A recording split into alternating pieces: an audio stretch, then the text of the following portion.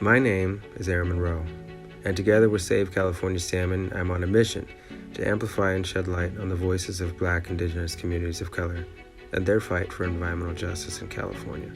We want to share and sow seeds of environmental leaders' guidance about protecting our waters and our wildlife.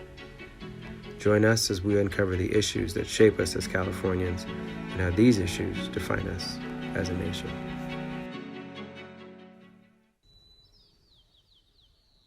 We're here at Bayside Park Farm in Arcata, California. The Wiyot-Yurok people inhabited this land prior to colonization and continue to live in the area. Arcata comes from the Yurok term Oket-O, meaning where there is a lagoon. Through their resilience and determination, and despite slavery and genocide, the tribe is actively recovering their language, ceremony, and lifeways. Black huckleberries. So Can I eat one? black huckleberries. There's chigiri. And some... Including their regenerative agricultural practices. Specifically, these foodways and knowledge were some of the lessons taught by Native peoples in California to African Americans, who fled the South during Jim Crow and then the Great Migration, combining their own ancestral African farming techniques with indigenous foodways of the region.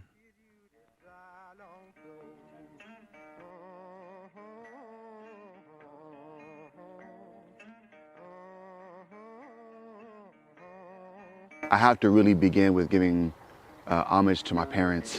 My mother is an educator, elementary school educator, and so that really informed what I wanted to pursue in my life. Also, my father is a very political person, and being in a household where there's a lot of political banter, there's books and conversations happening that are politically oriented, that really also influenced my career path and choices. Working in a nonprofit in my community, this nonprofit, they were siphoning money that was designed to go to these youth in my community off the top and you know, not paying us, not paying me, the employees.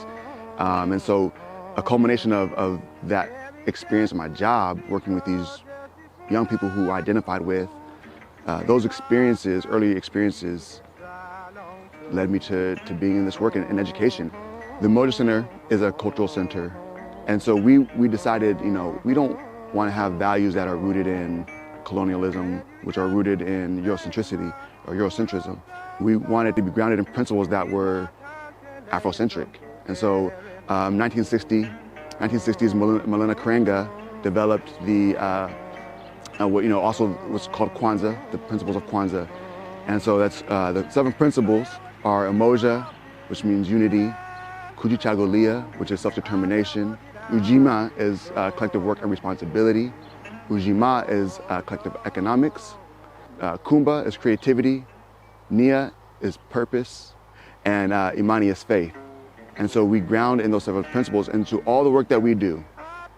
I became a master gardener largely because I was very interested in having the information about self-sufficiency when it came to my own food systems. I would reference Sam Greenlee's The Spook Who Sat by the Door.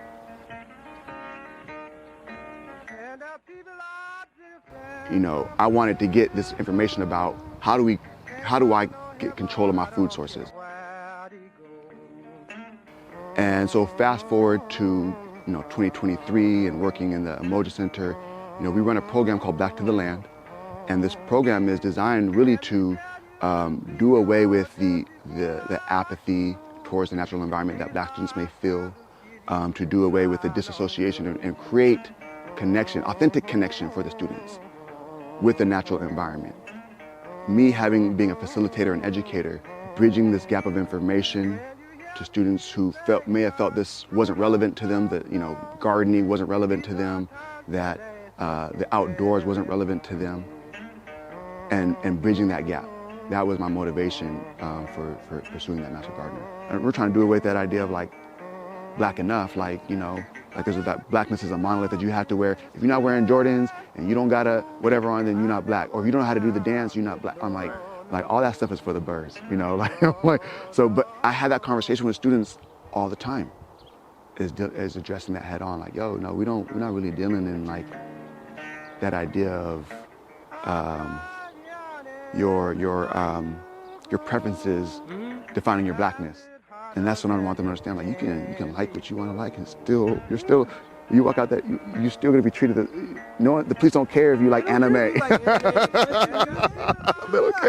Okay.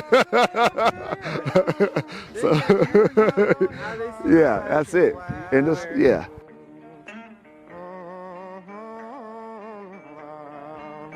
If the environmental justice movement is seen through the perspective of a white Eurocentric problem and white Eurocentric solutions, we're using the blinders of white folks and environmental justice and environmental solutions.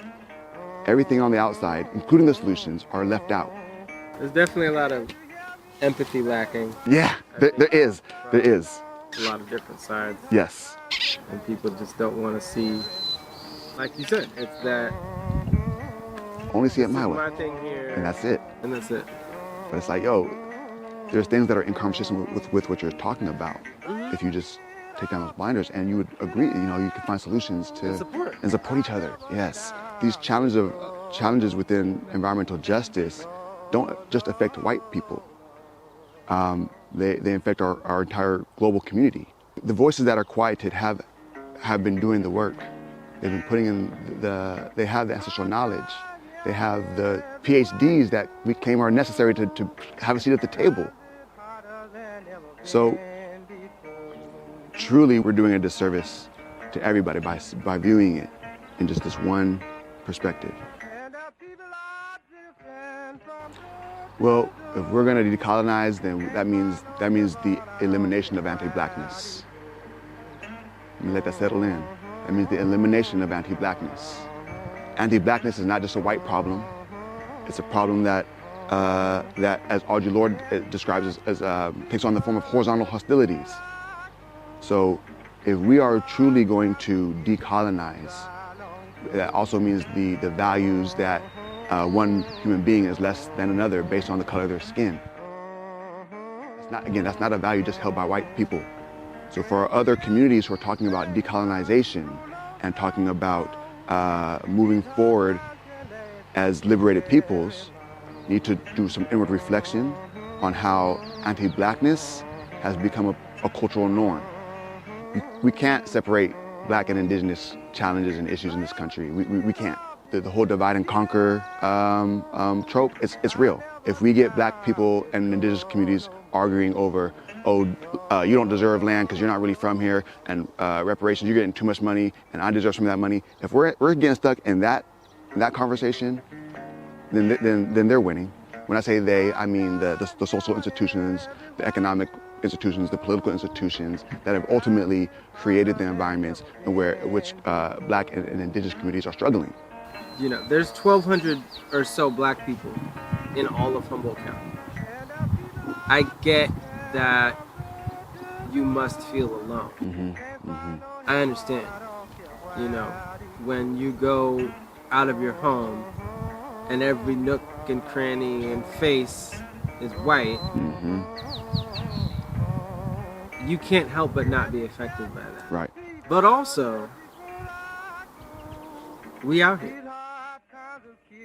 Look back and pick up what your ancestors have left behind for you. I think for young people, they're facing so many challenges in this world. It is really overwhelming, and it can cause any of us, to freeze or crack under the pressure. But we don't have to recreate the wheel. Our ancestors have left seeds for us to turn behind and pick up that will sustain us. And so by looking back, and it's found in the books, y'all, we gotta hit them books. It's there. So I'd encourage our young activists to listen to the elders, to pick up a couple books, to engage in conversation with each other, share information with each other, which they're great at doing. And let's get information that is going to provide diverse solutions. That would be my message to the youth.